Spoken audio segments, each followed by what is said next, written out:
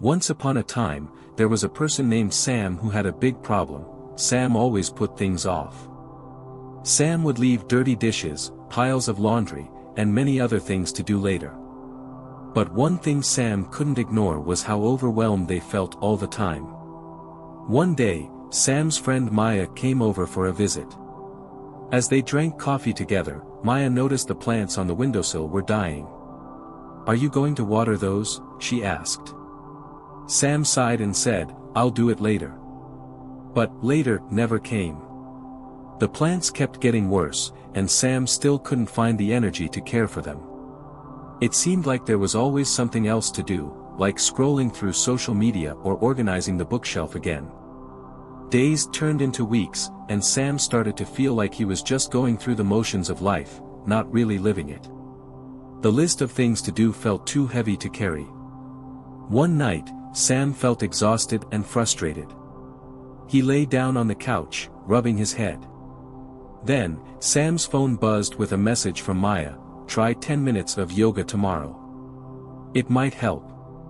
Sam wasn't sure it would make a difference, but something about the idea of just 10 minutes stuck with them. So, the next day, Sam decided to try it. He found a short yoga video and tried to follow the moves. At first, it was hard, but after a few minutes, Sam felt calm. The deep breaths and stretches helped him feel lighter. By the end of the 10 minutes, Sam felt better, just a little, but enough to notice. That was the start of a small change. Instead of thinking he had to fix everything all at once, Sam started with little steps. Every morning, he did 10 minutes of yoga to stretch and relax. He took short naps in the afternoon to rest. And, on the third day, Sam watered the plants. It wasn't perfect, but it helped bring the plants back to life. Sam didn't always stick to the routine. Sometimes he forgot, or the yoga wasn't perfect. But little by little, Sam realized that doing small things was much easier than avoiding them. The stress of putting things off was worse than actually taking action. One evening, Sam watered the plants, sat down with a cup of tea, and realized he hadn't felt that much stress in a long time. He wasn't waiting for a big moment of motivation.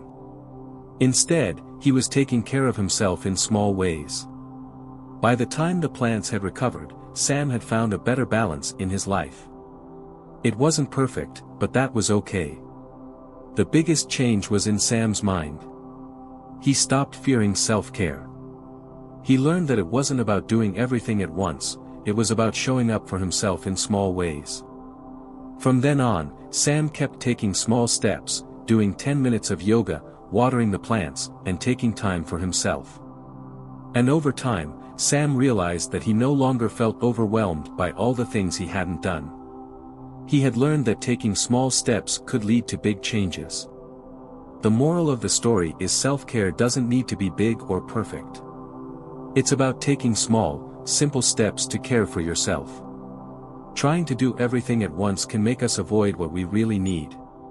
But little things, like stretching for 10 minutes or watering a plant, can make a huge difference. And in those moments of small care, we often find peace and balance.